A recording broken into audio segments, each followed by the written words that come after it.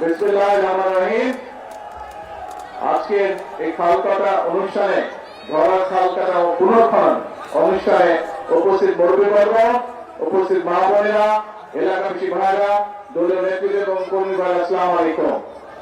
কেমন আছেন সবাই? আজকে এই এলাকার জন্য একটি উল্লেখযোগ্য দিন। এই যে খাল যেটি আনুষ্ঠানিকভাবে পুনর্খননটা উদ্বোধন করলাম আমরা, এই খালটি আপনারা জানেন, বিশেষ করে মুরব্বী যারা আছেন আপনাদের নিশ্চয়ই অনেকেই বয়স যাদের মোটামুটি হয়েছে, 60-এর বেশি যাদের বয়স বা 60 বছর বয়স, আপনাদের অনেকেরই খেয়াল আছে শহীদ রাষ্ট্রপতি জিয়াউর রহমান আজ থেকে 45 বছর আগে এই খালটি খনন করতে এসেছিলেন। এই খালটি বন্ধ হয়ে যাওয়ার কারণে এলাকার মানুষের অনেক সমস্যা হচ্ছে, বিশেষ করে কৃষকদের। এই খালটি খনন সম্পূর্ণ হলে পরে এই এলাকার প্রায় 4300 কৃষক উপকৃত হবে, প্রায় 20,000 মানুষ এই এলাকার উপকৃত হবে। সমগ্র ময়মনসিংহ জেলাতে প্রায় 2500 কিলোমিটার খাল আছে, যেগুলি খনন বা পুনর্খনন করা প্রয়োজন। এখন প্রিয় ভাই বোনেরা, এই যে খাল পুনর্খনন করলে এই এলাকার মানুষের ক্ষতি হবে না উপকার হবে? উপকার হবে। প্রিয় ভাই বোনেরা, ঠিক একইভাবে কৃষক বলুন, সাধারণ মানুষ বলুন, যাদের পাশ দিয়ে খালটা যাবে তাদের কম বেশি উপকার হবে। এই যে আপনারা যে বিএনপি কে ভোট দিয়ে সরকার গঠন করেছেন, আমাদের লক্ষ্যই ছিল, আমাদের উদ্দেশ্যই ছিল যে আমরা সরকার গঠন করতে সক্ষম হলে আমরা এরকম খাল খনন করব। আমাদের লক্ষ্য ছিল যে আমরা সরকার গঠন করতে সক্ষম হলে আমরা নারীদেরকে স্বাবলম্বী করার জন্য মায়েদের হাতে আমরা পরিবার ভিত্তিক মায়েদের হাতে আমরা ফ্যামিলি কার্ড তুলে দেবো। সেটির কাজও আমরা শুরু করেছি, নিশ্চয়ই আপনারা খবরে দেখেছেন না? আমরা বলেছিলাম শুধু কৃষকদের খাল খনন, কৃষকদেরকে সহযোগিতা করার জন্য, যাতে বছরে অন্তত একবার হলেও তাদেরকে সরাসরি ভাবে আমরা সহযোগিতা করতে পারি। সেই জন্য আমরা ফ্যামিলি কার্ডের মতন কৃষক ভাইদের কাছে কৃষক কার্ডও দেব। সেটির কাজ আলহামদুলিল্লাহ আমরা শুরু করেছি। আমরা বলেছিলাম যে আমরা সরকার গঠন করতে সক্ষম হলে এই যে গ্রাম অঞ্চলে যে স্কুলে বাচ্চারা, ছোট ছোট বাচ্চারা আছে, প্রাইমারি স্কুলে বাচ্চা আছে, এই বাচ্চাদেরকে আমরা নতুন স্কুলের পোশাক দিব, এই বাচ্চাদেরকে আমরা বই খাতা নেওয়ার জন্য নতুন ব্যাগ দিব, স্কুল ব্যাগ দিব। সেটির কাজও চলছে। ইনশাআল্লাহ জুলাই মাস থেকে সমগ্র বাংলাদেশে পর্যায়ক্রমিকভাবে সকল প্রাইমারি স্কুলের বাচ্চাদের কাছে আমরা নতুন কাপড় পৌঁছে দিব, তাদেরকে নতুন স্কুল ব্যাগ পৌঁছে দিব। প্রিয় ভাই বোনেরা, আমরা বলেছিলাম যে আমরা সরকার গঠন করতে সক্ষম হলে আমরা এই যে এলাকায় বিভিন্ন মসজিদ, মাদ্রাসা আছে, অন্য ধর্মের যে ধর্মীয় প্রতিষ্ঠান আছে, এইখানে যারা ব্যক্তি আছেন, মুসলমানের ইমাম খতিব আছেন, মসজিদ মাদ্রাসায় অন্য ধর্মের যে ধর্মীয় গুরু আছেন, তাদের জন্য আমরা সম্মানের ব্যবস্থা করব। আমরা সে কাজকে আলহামদুলিল্লাহ আল্লাহর মতে আমরা শুরু করেছি, ধীরে ধীরে আমরা নিয়ে যাচ্ছি। এখন প্রিয় ভাই বোনেরা, এই যে কাজগুলো করছি কম বেশি, আমরা বলেছিলাম যে আমাদের দেশের অসংখ্য তরুণ আছে, ছেলে হোক মেয়ে হোক, যাদের হয়তো শিক্ষার আলো আছে কিন্তু তাদের হয়তো কর্মসংস্থান নেই। আমরা বলেছিলাম যে আমরা সরকার গঠন করতে পারলে আমরা ধীরে ধীরে আমরা সমগ্র বাংলাদেশে যে আমাদের ভোকেশনাল ইনস্টিটিউশন আছে এগুলোকে জোরদার করব। প্রয়োজন হলে আমরা নতুন ব্যবস্থা নিব, যাতে করে আমাদের ছেলেরা, আমাদের মেয়েরা টেকনিক্যাল নলেজটা তারা পেতে পারে এবং দক্ষ মানুষ হিসেবে গড়ে উঠতে পারে। ফলে দেশি হোক বিদেশি হোক, যাতে করে তারা কর্মসংস্থানের ব্যবস্থা করতে পারে। এই কাজও পর্যায়ক্রমিক ভাবে আমরা শুরু করেছি। এখন প্রিয় ভাই, এখন প্রিয় ভাই বোনেরা,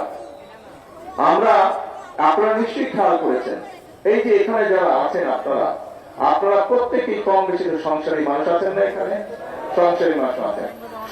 সংসার যখন চলে, সংসারে তো বিভিন্ন রকম সুবিধা অসুবিধা, বিপদ আপদ আসে না? বিপদ আপদ আসে। স্বাভাবিকভাবে দেশও একটা পরিবারের মতো, একটা পরিবারে হয়তো 5 জন 7 জন বা 8 জন 10 জন মানুষ থাকে, কিন্তু এই যে বাংলাদেশ নামক বিশাল পরিবার, এই পরিবারে প্রায় 20 কোটি, এই পরিবারের সদস্যের সংখ্যা হচ্ছে প্রায় 20 কোটি। এই 20 কোটি পরিবারের জন্য, এই 20 কোটি মানুষের পরিবারের সদস্যের জন্য ফ্যামিলি কার্ড ব্যবস্থা করা, এই 20 কোটি পরিবারের মানুষের জন্য কৃষক কার্ডের ব্যবস্থা করা, এই 20 কোটি পরিবারের মানুষের জন্য যা এর মধ্যে যারা ইমাম খতিব আছেন তাদের জন্য বিভিন্ন ব্যবস্থা করা। এই 20 কোটি মানুষের পরিবারে যে সন্তানরা আছে, এই যে বললাম প্রাইমারি স্কুলে, তাদের স্কুল ড্রেস তৈরি করা, সেটির ব্যবস্থা করা, স্কুল ব্যাগ তৈরি করা। এর বাইরেও এই 20 কোটি মানুষের জন্য চিকিৎসার ব্যবস্থা করা, এই 20 কোটি মানুষের জন্য শিক্ষার ব্যবস্থা করা, সন্তানদের শিক্ষার ব্যবস্থা করা। এগুলা কি একদিনে করা সম্ভব? একদিনে করা সম্ভব না। আপনার সংসারে বিভিন্ন রকম সুবিধা অসুবিধা থাকে। মানুষ 20 বছর, 25 বছর, 50 বছর, 60 বছর, 70 বছর সংসার করে, কিন্তু টুকটাক সমস্যা তারপরেও তো রয়ে যায়, তাই না? এখন সংসারে যেমন সমস্যা থাকে, দেশেও সমস্যা থাকে, কিন্তু আমরা যদি সকলে ঐক্যবদ্ধ থাকি, তাহলে এই যে আমি জিজ্ঞেস করলাম আপনাদেরকে, খাল খনন যদি আমরা করতে পারি, তাহলে উপকারটা কাদের হবে? আপনাদের উপকার হবে না ক্ষতি? আপনারা বলেন উপকারটা আপনাদের হবে। ঠিক একইভাবে ফ্যামিলি কাজ যদি আমরা মায়েদের হাতে পৌঁছে দিতে পারি, উপকারটা হবে সাধারণ ক্ষেত্রে মানুষই করে। কৃষক কাজ যদি আমরা পৌঁছে দিতে পারি কৃষকদের হাতে, সারা দেশে প্রায় 2,75 লক্ষ কৃষক আছে বিভিন্ন রকমের, তাদের কাছে যদি পৌঁছে দিতে পারি কৃষকরা, উপকারটা কাদের হবে? কৃষক ভাইদের দিতে হবে। আমরা যদি এলাকার ভিতরে গ্রামে গঞ্জে রাস্তাঘাটগুলো, স্কুল কলেজগুলো, ব্রিজ কালভার্টগুলো ঠিক করতে পারি, তাহলে মানুষের উপকার হবে না অন্য কারো উপকার হবে? মানুষের উপকার হবে। এইভাবে কাজগুলো আমরা করতে চাই।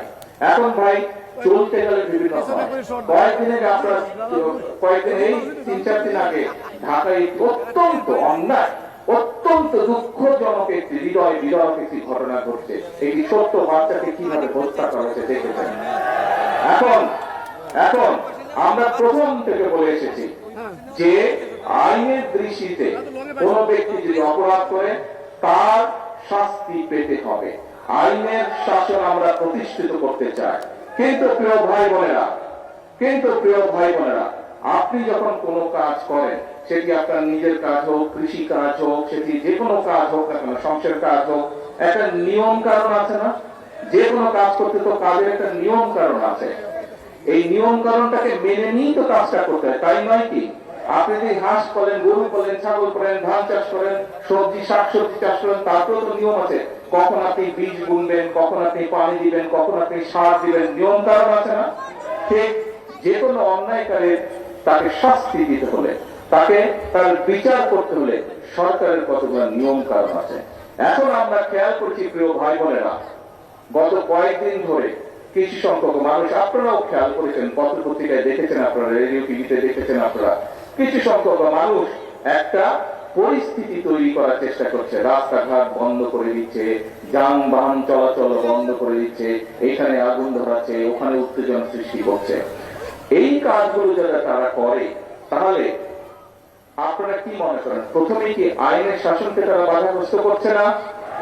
আইনকে আইনের মতন কি চলতে দিচ্ছে না। প্রিয় ভাই বোনেরা, আমরা খেয়াল করে দেখেছি যে এই যে অন্তর্বর্তীকালীন সরকার যখন ক্ষমতায় ছিল, এই 12 তারিখের নির্বাচনের আগে যে অন্তর্বর্তীকালীন সরকার ছিল, সেই সময় আমরা দেখেছি দেশে কয়েকটি দুঃখজনক এরকম অন্যায় ঘটেছে। সেই অন্যায় যখন ঘটেছে, আমি নিজে সেই সকল বাচ্চার মায়েদের সাথে কথা বলেছিলাম। আমাদের দলের আইনজীবী, আমাদের দলের চিকিৎসকরা গিয়ে সেই চিকিৎসা দিয়েছে, আইনজীবীরা গিয়ে সেই আইনি সহায়তা করেছিল। কিন্তু তখন আজকে যেই সকল ব্যক্তিরা হইচই করছে, রাস্তা অবরোধ করছে, বড় বড় কথা হচ্ছে, সেদিন কিন্তু তাদেরকে আমরা মাঠে দেখিনি। সেদিন কিন্তু তাদেরকে আমরা দেখিনি যে তারা অবরোধ করেছে। তাহলে কি আমরা ধরে নেব আজকে যেহেতু জনগণকে 12 তারিখের নির্বাচনে বাংলাদেশের জনগণ যেহেতু বিএনপি কে ভোট দিয়ে সরকার গঠন করতে ক্ষমতা দিয়েছে, সেই জন্যই তাদের জ্বালা হচ্ছে, এবং এই জ্বালার কারণেই তারা এইসব কর্মকাণ্ড করছে, তাই তো আমরা ধরে নেব, তাই নয় কি? আপনারা চিন্তা করে দেখেন প্রিয় ভাই বোনেরা, যারা এই রকম পরিস্থিতি তৈরি করতে চেষ্টা করছে, তারা কিন্তু কৃষককে নিয়ে কোনো কথা বলে না। যারা একটা ঘোলাটে পরিস্থিতি তৈরি করতে চেষ্টা করছে, তারা দেশের মানুষের কর্মসংস্থান নিয়ে কোনো কথা বলে না। যারা এই ধরনের পরিস্থিতি তৈরি করার চেষ্টা করছে, রাস্তাঘাট বন্ধ করে দিয়ে অবরোধ করার চেষ্টা করছে, তারা কিন্তু কৃষকের খাল কাটার কথা বলে না, তারা কৃষক কার্ডের কথা বলে না। যারা এই ধরনের অরাজক পরিস্থিতির সৃষ্টি করার চেষ্টা করছে, তারা কিন্তু ছোট ছোট গ্রামের মাসুম বাচ্চারা কিভাবে স্কুলে খালি পায় যায় সেই দিকে তাদের খেয়াল নাই, তাদেরকে নতুন পোশাক দেওয়ার কথা বলে না। প্রিয় ভাই বোনেরা, আজকে যারা দেশের এইরকম পরিস্থিতি তৈরি করতে চায় তাদের ব্যাপারে আপনাদেরকে সতর্ক থাকতে হবে, কারণ তারা অরাজক পরিস্থিতি সৃষ্টি করতে চাইছে। তারা যদি অরাজক পরিস্থিতি সৃষ্টি হয়, এই খাল কাটা বন্ধ হয়ে যাবে সারা বাংলাদেশে। ক্ষতিগ্রস্ত কে হবে? তারা যদি অরাজক পরিস্থিতি সৃষ্টি করে তাহলে ফ্যামিলি কার্ডের যে বিতরণ, সেই বিতরণ বন্ধ হয়ে যাবে। ক্ষতিগ্রস্ত কে হবে? তারা যদি অরাজক পরিস্থিতি সৃষ্টি করে তাহলে কৃষক কার্ডের বিতরণ বন্ধ হয়ে যাবে। ক্ষতিগ্রস্ত কে হবে? তারা যদি অরাজক পরিস্থিতি সৃষ্টি করে তাহলে ইমাম সাহেবদের, মুয়াজ্জিন সাহেবদের, খতিব সাহেবদের, অন্যান্য ধর্মের যে ধর্মগুরু আছেন তাদের সম্মানী দেওয়া বন্ধ হয়ে যাবে। ক্ষতিগ্রস্ত কে হবে? প্রিয় ভাই বোনেরা, তারা যদি অরাজক পরিস্থিতি সৃষ্টি করে রাস্তাঘাট বন্ধ করে তাহলে গ্রামের বাচ্চাদেরকে যে আমরা নতুন স্কুল ড্রেস দিতে চাইছি, গ্রামের বাচ্চাদেরকে যে স্কুল ব্যাগ দিতে চাইছি, সেই প্রক্রিয়া বন্ধ হয়ে যাবে। ক্ষতিগ্রস্ত কে হবে? গ্রামের বাচ্চারা হবে। প্রত্যেকটি ক্ষেত্রে তাদের সেই অরাজক পরিস্থিতির কারণে ক্ষতিগ্রস্ত হবে গ্রামে বসবাসকারী খেটে খাওয়া মানুষ। প্রিয় ভাই বোনেরা, সেই জন্যই আজকে আমাদেরকে সতর্ক হতে হবে।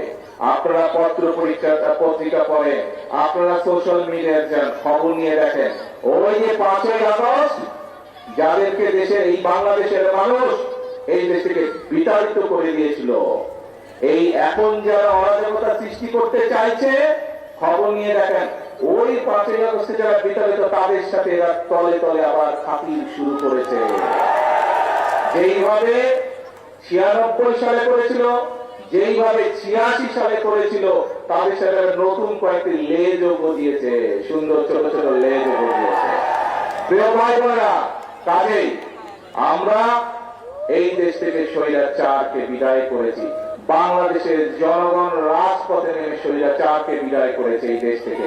যেই স্বৈরাচার বাংলাদেশের মানুষের ভোটের অধিকারকে কেড়ে নিয়েছিল, যেই স্বৈরাচার বাংলাদেশের মানুষের কথা বলার অধিকার কেড়ে নিয়েছিল, যেই স্বৈরাচার বাংলাদেশের খেটে খাওয়া মানুষ, গ্রামে বসবাসকারী মানুষের সকল প্রকার উন্নয়ন বলাদের বন্ধ করে দিয়েছিল, সেই স্বৈরাচারকে এই বাংলাদেশের মানুষ ছাত্র জনতা এক রাজপথে একত্রিত হয়ে তাদেরকে এই দেশ থেকে বের করে দিয়েছে। প্রিয় ভাই বোনেরা, এখন বাংলাদেশের মানুষ দেশ গঠন করতে চায়। বাংলাদেশের মানুষ তার ভাগ্যের পরিবর্তন করতে চায়। ভাগ্যের পরিবর্তন যদি করতে হয়, আমাদের 20 কোটি মানুষের 40 কোটি হাতকে সক্রিয় করে তুলতে হবে। আমাদের 20 কোটি মানুষের 40 কোটি হাতকে কাজে ব্যবহার করতে হবে। আমাদের 20 কোটি মানুষের 40 কোটি হাতে কোদাল নিতে হবে, শ্রমিকের হাত তৈরি করতে হবে, দক্ষ শ্রমিকের হাত তৈরি করতে হবে। আমাদের 20 কোটি মানুষের 40 কোটি হাত দিয়ে নতুন ব্রিজ, কালভার্ট, স্কুল, কলেজ, হাসপাতাল তৈরি করতে হবে। তাহলেই আমরা এই দেশের মানুষের ভাগ্য পরিবর্তন করতে পারবো। প্রিয় ভাই বোনেরা, আমি আজকে এই বক্তব্যে সংক্ষেপে বিএনপির পরিকল্পনা, দেশ নিয়ে, দেশের মানুষকে নিয়ে বিএনপির যে পরিকল্পনা, সেই পরিকল্পনার কথা আপনাদের সামনে তুলে ধরলাম। একই সাথে আপনাদের সামনে আমি তুলে ধরেছি কিভাবে কিছু লোক ষড়যন্ত্র করছে এই পরিকল্পনাগুলোকে ভেস্তে দেওয়ার জন্য। যে পরিকল্পনার কথা আমি আপনাদের সামনে তুলে ধরেছি, সেই পরিকল্পনাগুলো আপনারাই বলেছেন যদি এগুলো সফল হয় কারা উপকৃত হবে? কারা? কি ভাই, কারা উপকৃত হবে? এই পরিকল্পনা, বিএনপির পরিকল্পনা সফল হলে কৃষক কার্ডের পরিকল্পনা, ফ্যামিলি কার্ডের পরিকল্পনা, ইমাম খতিব সাহেবদের সম্মানের ব্যবস্থা, এই খাল খনন কর্মসূচি, বাচ্চাদের স্কুলের ড্রেস, এইগুলো যদি আমরা সফল করতে পারি, উপকার কাদের হবে? আপনাদের উপকার হবে। কারণ এই দেশের মালিক কারা? জনগণ। বিএনপি সরকার সেই জনগণের ভাগ্যের পরিবর্তন করতে চায় জনগণকে সাথে নিয়ে। প্রিয় ভাই বোনেরা, আজকে সময় এসেছে মানুষের ভাগ্যের পরিবর্তনের জন্য যে কাজগুলো, সেগুলো একদিকে সফল করা, আরেকদিকে যারা ন্যায় বিচারকে, সঠিক বিচারকে বাধাগ্রস্ত করার জন্য বিভ্রান্তি ছড়াচ্ছে, আরেকদিকে যারা মানুষের জন্য গৃহীত কর্মসূচিকে বাধাগ্রস্তের জন্য বিভ্রান্তি ছড়াচ্ছে তাদের ব্যাপারে বাংলাদেশের মানুষকে সজাগ থাকতে হবে। পারবেন আপনারা সজাগ থাকতে? আমাদের সকলকে সজাগ থাকতে হবে। মনে রাখতে হবে এই দেশের মালিক জনগণ। কিছু সংখ্যক মানুষ এসে বিভ্রান্ত ছড়াবে আর তারা সফল হয়ে যাবে, মানুষের ভাগ করে তারা ছিনিমিনি করবে। এই কাজ আর হতে দেওয়া যাবে না। যারা জনগণের সাথে থাকবে, জনগণের পাশে থাকবে, জনগণের জন্য কাজ করবে, বাংলাদেশের জনগণ তাদেরকেই সাথে নিয়ে এই দেশকে রক্ষা করবে যে কোনো ষড়যন্ত্রের হাত থেকে। ঠিক? এবং সেই জন্যই আমি বলি এই দেশ আমাদেরকেই গড়ে দিতে হবে, এই দেশ আমাদেরকেই করতে হবে, জনগণকে সাথে নিয়ে করতে হবে। নিজের দেশ, আপনি নিজের ক্ষেত খামারি, নিজের ঘর বাড়ি যেভাবে নিজে গড়ে তুলেছেন, নিজে যত্ন নিয়েছেন, দেশটাও আমাদের সকলের নিজের। এইখানে আমরা যত মানুষ উপস্থিত হচ্ছে প্রত্যেকে হচ্ছে এই দেশের অংশীদার, প্রত্যেকে হচ্ছে এই দেশের মালিক। কাজেই আমার ঘর আমাকেই দেখতে হবে, আমাদের দেশ আমাদেরকেই দেখতে হবে।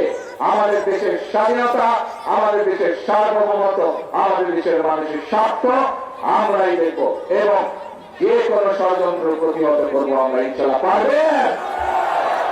আসুন তাহলে আজ থেকে আমাদেরকে সতর্ক থাকতে হবে যে যারা বিভ্রান্তি ছড়ানোর চেষ্টা করছে, যারা আইনের শাসনকে প্রতিষ্ঠিত হওয়ার জন্য বাধাগ্রস্ত করছে, যারা মানুষকে বিভ্রান্ত করার চেষ্টা করছে, তাদের বিরুদ্ধে আসলে আমরা আজকে সজাগ থাকবো, তাদের বিরুদ্ধে আমরা সতর্ক থাকবো।